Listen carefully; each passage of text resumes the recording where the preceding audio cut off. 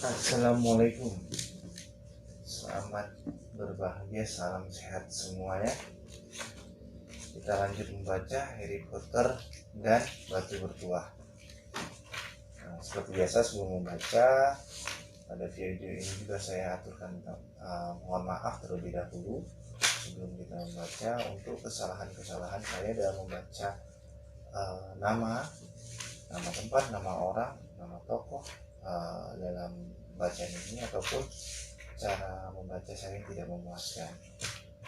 Oke, pada video kali ini kita akan membaca chapter 13. Tadi ditandain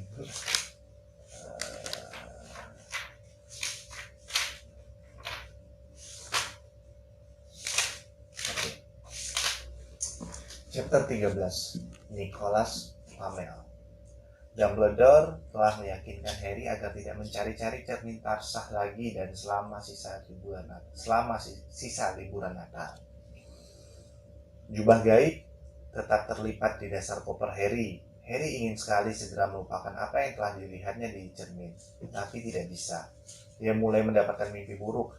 Berkali-kali dia bermimpi tentang orang tuanya yang menghilang dalam kilatan cahaya hijau, sementara terdengar tawa tinggi melengking.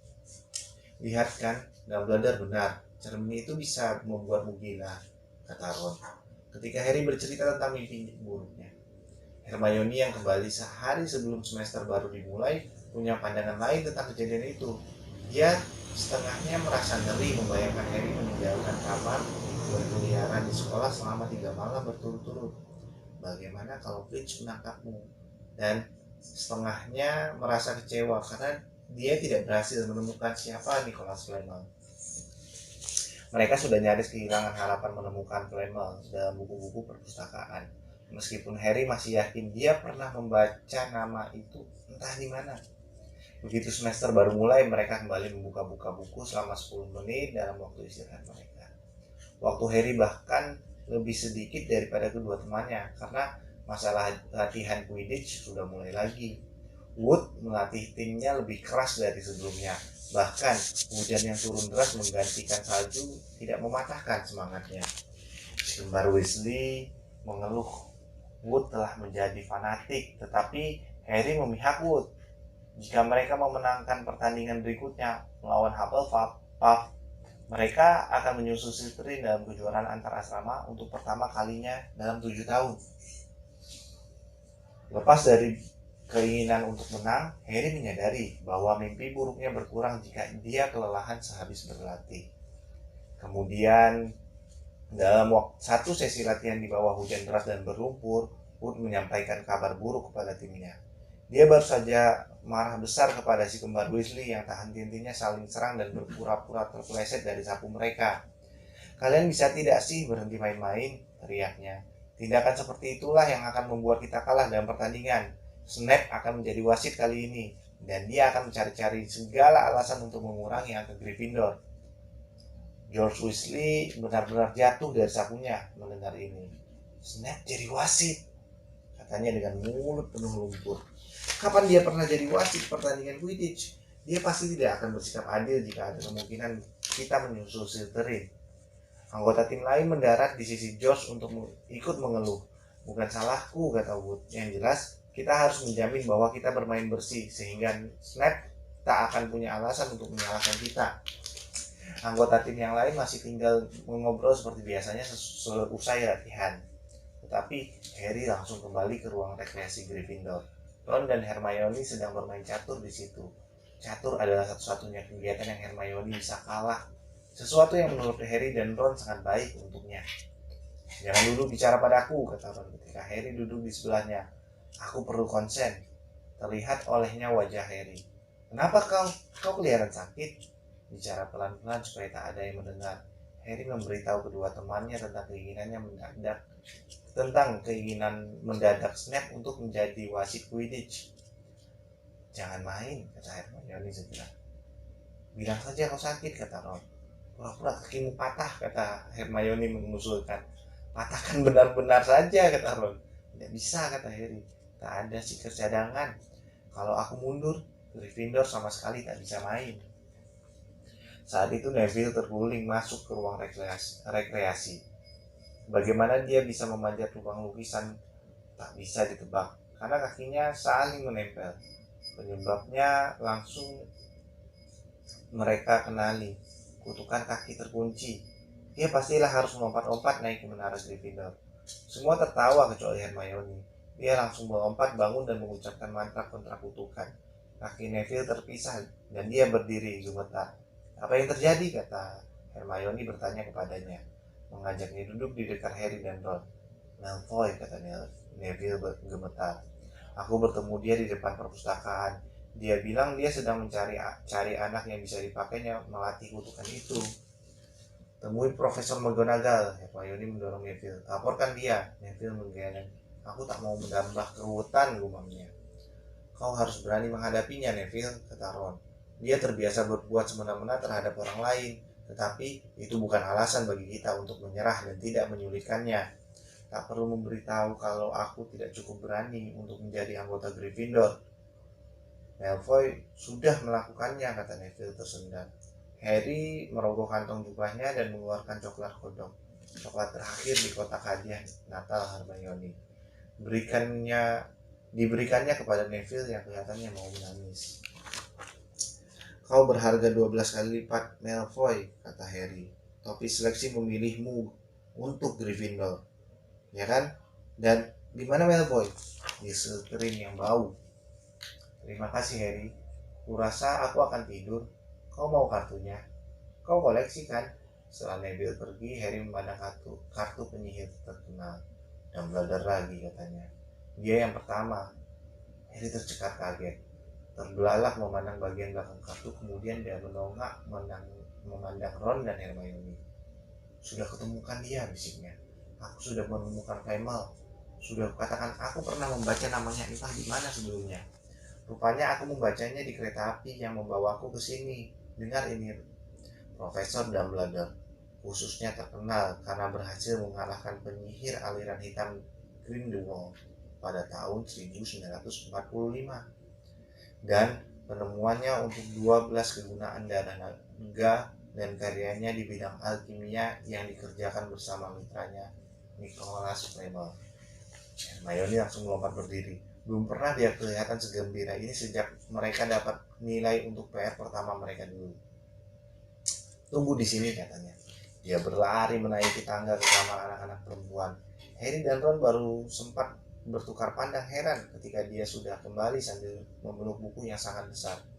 Tak pernah terpikir olehku untuk mencari di sini, bisiknya tegang. Aku pinjam ini dari perpustakaan beberapa minggu lalu untuk bacaan ringan, kata Ron. Tapi Hermione menyuruhnya diam sampai dia menemukan sesuatu. Lalu dia mulai membuka-buka buku itu dengan cepat, seraya bergumam sendiri. Akhirnya dia menemukan apa yang dicarinya. Sudah kuduga. Apa kami sudah boleh ngomong sekarang? Gerutu Ron. Hermione tidak mengacuhkannya. Nicholas Flamel, bisiknya dramatis, adalah satu-satunya yang dikenal sebagai pembuat batu bertuah. Ucapannya ini tidak menghasilkan efek yang diharapkan Hermione. Batu apa? Tanya Harry dan Ron. Astaga, apa kalian berdua tidak membaca? Lihat ini, baca ini. Didorongnya buku itu ke arah mereka. Dan Harry dan Ron pun membaca. Ilmu kuno alkimia berkenan dengan pembuatan batu bertuah, benda legendaris dengan kekuatan gaib luar biasa. Batu ini akan mengubah logam apa saja menjadi emas murni. Batu ini juga akan menghasilkan cairan kehidupan yang akan membuat peminumnya hidup selamanya. Selama berabad-abad ini banyak laporan tentang batu bertuah. Tetapi satu-satunya batu yang saat ini adalah milik Nicholas Flamel, ahli alkimia terkenal dan pecinta opera. Mr. Flamel yang tahun lalu merayakan ulang tahunnya yang ke-665 tahun menikmati hidup tenang di Devon bersama istrinya Perenelle, 658 tahun. Tahu kan sekarang? Kata Hermione. Ketika Harry dan Ron selesai membaca, anjing itu pastilah menjaga batu bertuah milik Flamel. Aku berani taruhan dia pasti menitipkannya kepada Dumbledore karena mereka bersahabat dan dia tahu ada yang menginginkan batu itu. Itulah sebabnya dia ingin batu itu dipindahkan dari Gringotts. Batu yang membuat emas dan membuat tak bisa mati, kata Harry. Lantas saja Snape menginginkannya. Semua orang pasti menginginkannya. Dan pantas saja kita tak bisa menemukan Primal dalam buku perkembangan terakhir dalam dunia sihir, kata Roy. Dia belum masuk kategori itu jika umurnya baru 665 kan? Esok paginya dalam pelajaran pertahanan terhadap ilmu hitam, sementara mencatat berbagai cara merawat gigitan manusia serigala, Harry dan Ron masih mendiskusikan apa yang akan mereka lakukan dengan batu bertuah jika mereka memilikinya. Ketika Ron mengatakan bahwa dia akan memilih tim Quidditch sendiri, barulah Harry teringat akan Snape dan pertandingan Quidditch yang akan datang. Aku akan main, katanya kepada Ron dan Hermione. Kalau tidak, semua anak Slytherin akan mengira aku takut menghadapi Snape dan kutunjukkan kepada mereka. Senyum akan tersingkir dari wajah mereka kalau kita menang.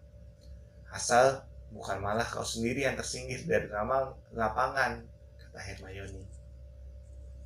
Semakin dekat dengan hari pertandingan, Harry semakin cemas, walaupun dia tidak mengatakan begitu kepada Ron dan Hermione. Para anggota tim lainnya juga tidak begitu tenang. Ide menyusul Slytherin dalam kejuaraan antar asrama sungguh menyenangkan. Belum pernah ada yang berhasil selama 7 tahun ini. Tetapi bisakah mereka melakukannya dengan wasit yang begitu memihak? Harry tak tahu apakah ini hanya sekedar khayalannya atau bukan. Tetapi rasanya dia selalu bertemu Snape kemanapun dia pergi. Kadang-kadang dia bertanya-tanya sendiri, apakah Snape membuntutinya, mencari-cari kesempatan untuk bisa menangkapnya kalau dia sedang sendirian. Pelajaran ramuan sudah berubah menjadi siksaan mingguan karena Snape bersikap sangat menyebalkan terhadap Harry. Mungkin Snape tahu bahwa Harry dan kedua sahabatnya tahu tentang batu bertuah. Rasanya tidak mungkin.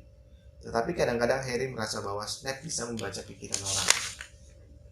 Harry tahu ketika mengucapkan selamat bertanding di luar kamar ganti, Ron dan Hermione dalam hati bertanya-tanya apakah mereka masih akan melihatnya dalam keadaan hidup. Ini tak bisa dibilang menyenangkan. Harry nyaris tidak mendengar nasihat Wood ketika dia memakai jubah Quidditch dan mengambil Nimbus 2000-nya. Ron dan Hermione sementara itu telah mendapatkan tempat duduk di tribun dekat Neville, yang tidak bisa mengerti mengapa mereka berdua kelihatan begitu muram dan cemas, ataupun kenapa mereka berdua membawa tongkat ke pertandingan. Harry sama sekali tak tahu bahwa Ron dan Hermione diam-diam telah berlatih kutukan kaki terkunci. Mereka mendapat ide ini dari Malfoy untuk menggunakan pada Neville, yang menggunakannya pada Neville, dan mereka siap menggunakannya pada Snape jika dia menunjukkan tanda-tanda ingin mencelakakan Harry. Jangan lupa mantranya Lokomotor Mortis, Hermione bergumam ketika Ron menyelipkan tongkatnya ke dalam lengan bajunya. Sudah tahu tugas Ron, jangan cerewet. Di dalam kamar ganti, Wood mengajak Harry berbicara berdua. Bukannya aku mau menekanmu, Potter, tetapi kalau sampai ada kebutuhan untuk menangkap Snitch seawal mungkin, sekaranglah saatnya. Selesaikan pertandingan ini sebelum Snape bisa terlalu banyak memihak Hufflepuff. Seluruh sekolah ada di luar sana, kata Fred Weasley, mengintip dari pintu. Bahkan astaga, Dumbledore juga nonton. Dumbledore, jantung Harry jumpalitan. Katanya seraya berlari ke pintu untuk melihat sendiri. Fred benar, jenggot perak itu tak mungkin keliru. Ingin rasanya Harry tertawa keras-keras saking leganya. Dia aman. Jelas Snape tak akan berani mencoba mencelakainya jika ada Dumbledore. Mungkin itulah sebabnya Snape kelihatan marah sekali ketika kedua tim berjalan memasuki lapangan. Ron juga melihatnya. Belum pernah kulihat Snape segalak ini, katanya kepada Hermione. Lihat, mereka mulai. Ouch. Ada yang menyodok ke belakang kepala Ron. Malfoy. Oh sorry Weasley, aku tidak lihat ada kau di situ. Malfoy menyengir lebar kepada Crabbe dan Goyle. Berapa lama Potter bisa bertahan di atas sapunya kali ini ya? Ada yang mau bertaruh? Bagaimana kalau kau Weasley? Ron tidak menjawab. Snape baru saja memberikan penalti kepada Hufflepuff karena George Weasley telah melempar belajar kepadanya. Hermione yang menyilangkan semua jarinya di atas pangkuan untuk mendapatkan keberuntungan. memandang dekat-dekat pada Harry yang berputar-putar mengitari tim yang bertanding mencari snitch. Kalian tahu bagaimana menurutku cara mereka memilih anggota tim Gryffindor, kata Malfoy keras-keras beberapa menit kemudian. Ketika Snape kembali menghadiahkan lemparan penalti kepada Hufflepuff tanpa alasan apapun. Yang dipilih orang-orang yang memang patut dikasihani. Lihat saja, ada si Potter yang tidak punya orang tua. Lalu si kembar Weasley yang tidak punya uang. Kau mestinya masuk tim, Longbottom. Kau kan tidak punya otak. Wajah Neville merah padam. Tapi dia berbalik dari tempat duduknya untuk menghadapi Malfoy. Aku berharga 12 kali lipat darimu, Malfoy, katanya tergagap. Malfoy, Crabbe, dan Goyle tertawa terbahak-bahak. Tapi Ron yang masih tidak berani mengalihkan pandangannya dari pertandingan berkata, kau benar, Neville. Longbottom, kalau otak terbuat dari emas, kau lebih miskin daripada si Weasley. Parah banget deh. Sarah Ron sudah tegang sekali saking cemasnya kepada Harry.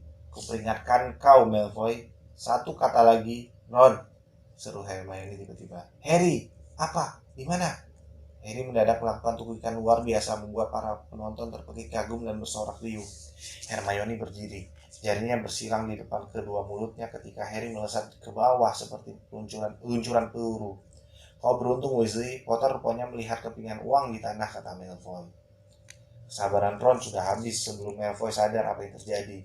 Ron sudah berada di atas tubuhnya memitingnya ke tanah. Neville ragu-ragu, kemudian memanjat punggung bangkunya untuk membantu. Ayo Harry, jerit Hermione melompat naik ke atas bangkunya agar bisa melihat lebih jelas ketika Harry meluncur tepat ke arah Snape.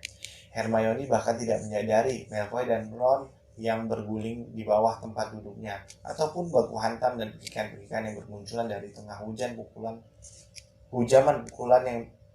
pukulan yang berasal dari Neville, Crabbe, dan Goyle. Tinggi di angkasa, Snape berputar-putar di atas sapunya, tepat ketika kelebatan warna merah meluncur melewatinya. Hanya beberapa senti darinya. Beberapa detik berikutnya, Harry sudah menghentikan tukikannya. Kedua lengannya terangkat penuh kemenangan. Snitch tergenggam di tangannya.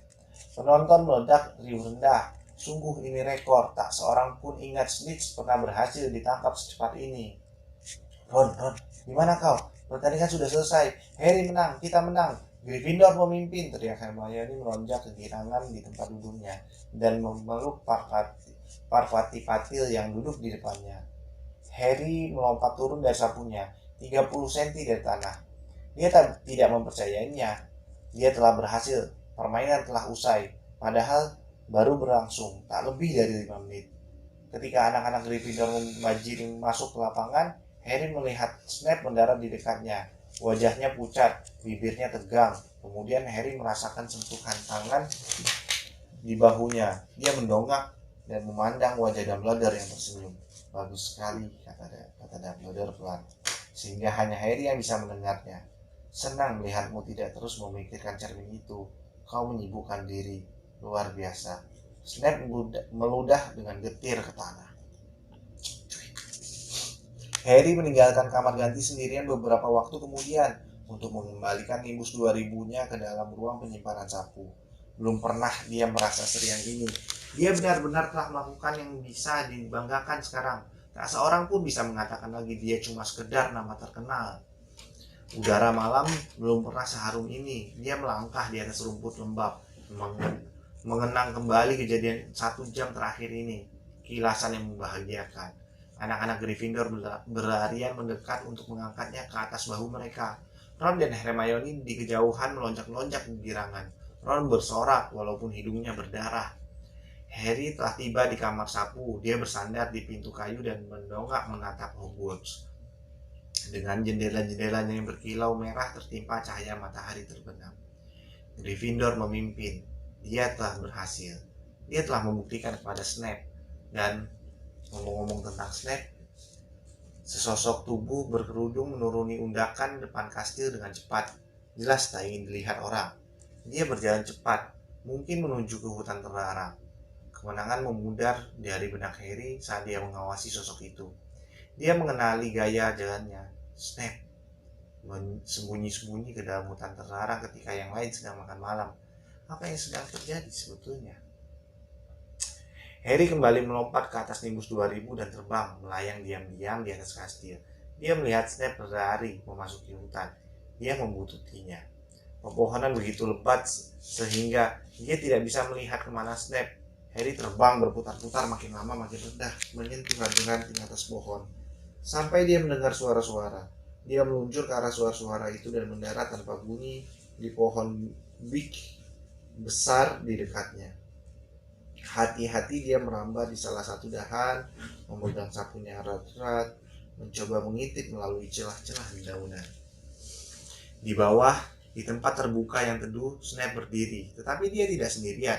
Quirrell juga ada di sana. Harry tidak bisa melihat ekspresi wajahnya dengan jelas, tetapi dia tergagap lebih parah dari biasanya. Harry berusaha keras menangkap apa yang mereka bicarakan. Tidak tahu kenapa kau mau bertemu di sini, Severus. Oh, kupikir kita harus merahasiakan ini, kata Snape. Suaranya dingin. Murid-murid kan tidak boleh tahu tentang batu bertuah. Harry membungkuk di depan Quirrell dan mengumam sesuatu. Snape menyela. Harry membungkuk ke depan. Quirrell bergumam sesuatu. Snape menyela. Apa kau sudah menemukan cara bagaimana bisa melewati binatang piaraan Hagrid itu? Tetapi Severus, kau tak ingin aku jadi musuhmu kan, Quirrell? Kata Snape maju ke depan satu langkah. Aku tak tahu apa. Kau tahu persis apa maksudku. Seekor burung hantu menjerit keras dan Harry nyaris terjatuh dari pohon. Dia berhasil menenangkan diri dan sempat mendengar Snape berkata, "Fokus kecilmu, aku menunggu." Tapi aku tidak. Baiklah, kata Snape melukas. Kita akan mengobrol lagi lain waktu. Kalau kau sudah sempat memikirkan hal lain dan memutuskan mau setia pada siapa. Snape mengerudungkan jubahnya ke atas kepalanya dan melangkah meninggalkan tempat terbuka itu. Harry sudah hampir gelap sekarang, tapi Harry bisa melihat Quirrell berdiam diri seakan membatu. Harry, dari mana saja kau?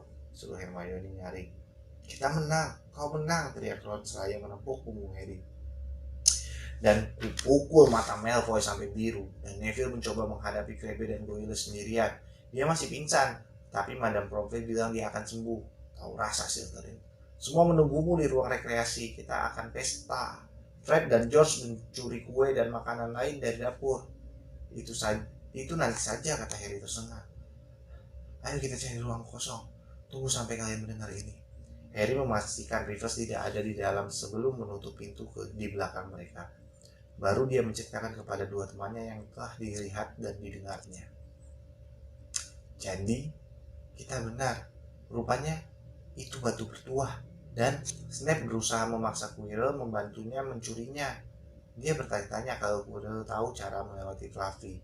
Dan dia juga bilang soal hokus pokus Quirrell. Kurasa ada yang lain yang melindungi batu selain Fluffy. Mungkin berbagai mantra dan jampi-jampi. Quirrell pastilah telah memberikan mantra-mantra anti sihir hitam yang harus ditembus Snape. Jadi maksudmu batu itu aman hanya jika Quirrell yang masih bertahan tentang Snape? Maaf dulu. Jadi maksudmu batu itu aman hanya jika Quirrell masih bertahan menentang Snape? Tanya Hermione cemas. Tidak sampai Selasa juga sudah hilang kalau begitu.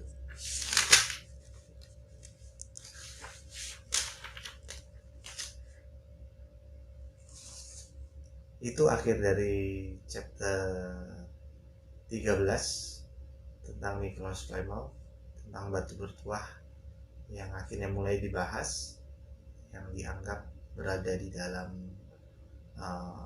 tempat yang dijaga oleh Fluffy,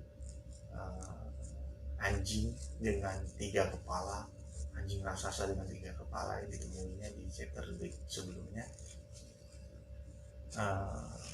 Mulai kepada ini cerita menarik. Kita ketemu lagi di video lainnya. Assalamualaikum, salam sehat, salam berbahagia semuanya. Terima kasih.